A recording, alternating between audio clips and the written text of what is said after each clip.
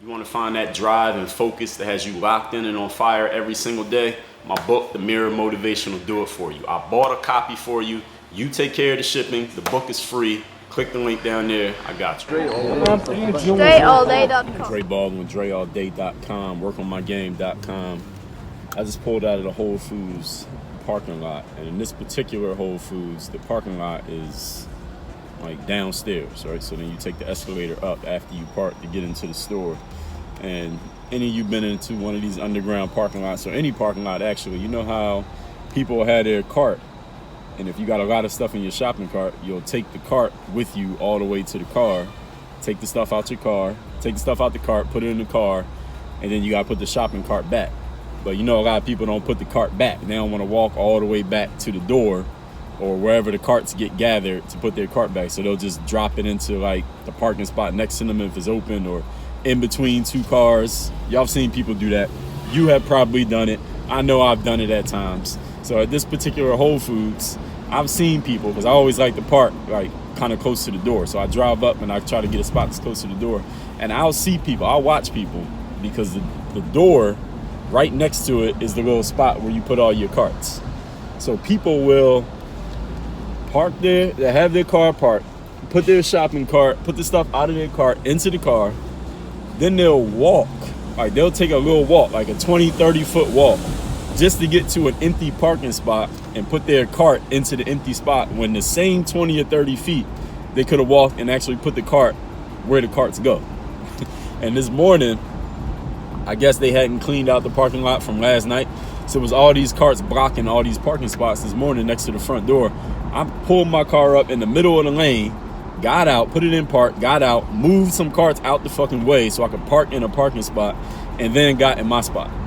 And then I watched this little kid. He had to be like 10 years old. He was with his dad. I saw them walking out. He was with his dad, so they put their stuff in the car, and this little kid is walking with the empty cart, and he puts it into an empty parking spot. Instead of just walking it to the damn cart, man, he puts it in an empty parking spot. And it's not about the little kid. What I want to talk about, what I'm talking about in this video, is these little things that are in the big picture, well, in the micro, let's say, innocuous. Maybe it doesn't really matter. Maybe you like, who cares if somebody doesn't put their cart all the way back? But these little things add up. It's the same way with, if you go to the gym, any of y'all who lift weights, and people lift and then they don't put their weights back, or in the gym they call that racking your weights. So if you do a 305 pound, 315 pound bench press or squat, and then you get done with your squat, and then you leave 6 45 pound weight plates on the rack, and the person who comes after you, all they want to use is 225. So they got to take all your weights off just so they can do theirs, and you just left yours there and you just walk away. Now again, you might consider this to be something that doesn't matter. It's just a little thing. Somebody else will take it off. Who cares? But here's the thing that you should consider. What if everybody in the gym did the same thing you did? And nobody racked their weights. Nobody put anything away. Nobody brought a towel, so everybody's got their fucking nasty sweat all over the equipment. What if nobody put their shopping carts back, and everybody just, when they were done, just threw their carts wherever they landed, so you could barely even drive in the parking lot because the shopping carts all over the place. Shit turns into an obstacle course. What if everybody did the same thing you did? Would the situation get better, or would the situation get worse? And this is just like what I talked about in the previous video, where I talked about making an impact. Making an impact in life means, in a simple form, a situation or a person or anything that you get involved in, anything you touch, should be in a better shape after you deal with it than it was before you dealt with it. That's what making an impact means.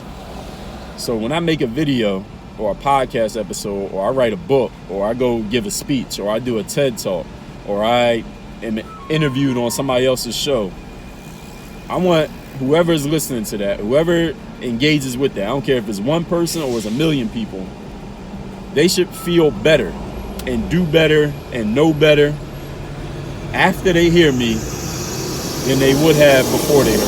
That's what it means to make an impact. And it's not about, with the example that I'm giving you here, with a shopping cart, or racking your weights when you go to the gym, or not throwing trash on the ground where you live, or I don't care if it's where you live, anywhere. not littering. Put the shit in the trash can if you got trash. This is about, are you making things better just by you being there?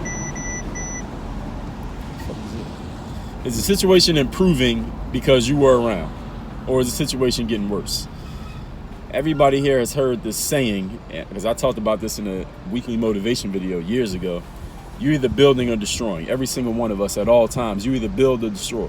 The situation is either getting better because you're involved in it, or the situation is getting worse. There is no neutral in the universe. Everything's getting better or worse. Every single day, you're getting a day older. You're getting a day closer to your death. Every single one of us, and we don't even know when that is.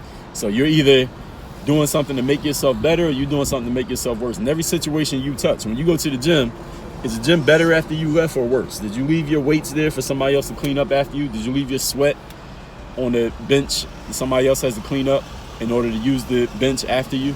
Somebody got to put the weights, take the weights off to use it after you got done with it. Somebody got to move your shopping cart out of a parking spot just so somebody else can park. Or did you put your cart back where it goes? Little things add up, ladies and gentlemen.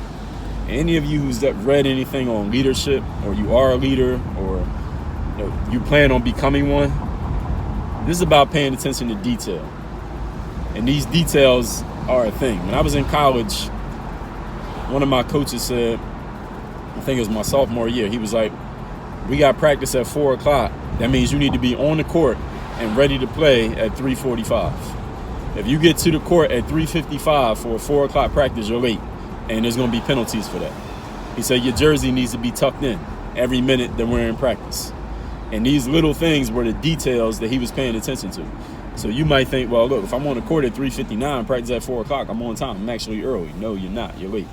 And these are the details that, again, a leader is going to pay attention to. And any of you who's ever worked under a leader or been around a leader or followed someone who was a really strong, effective leader, they enforce these details. They paid attention to these small things that a lot of people who are not leaders, people who are followers, people who don't think the little things matter, they don't want to pay attention to, or they complain about it. Like, oh, why does it matter that I put my shopping cart back? Why does it matter that I rack my waist? Why does it matter if my jersey is tucked in or not? I'm on the court like I'm supposed to be, right? These things start to add up and aggregate, and this is the question that you should ask yourself, and I'm going to leave it at this. If everybody in the group, that means everybody who went to the gym, or everybody who goes to the grocery store, or everybody who was on the basketball team, if everybody did the same things that you do, if everybody's attention to detail was the same as your attention to detail, would things be better or would things be worse? And you don't have to think too hard about the answer to that question. You know off the top. If everybody did what you did, things would either be better or worse. You know. So if you consider yourself a leader, you might need to adjust your decision-making process. And I'm going to let you marinate on that. Work on your game. Dre all day.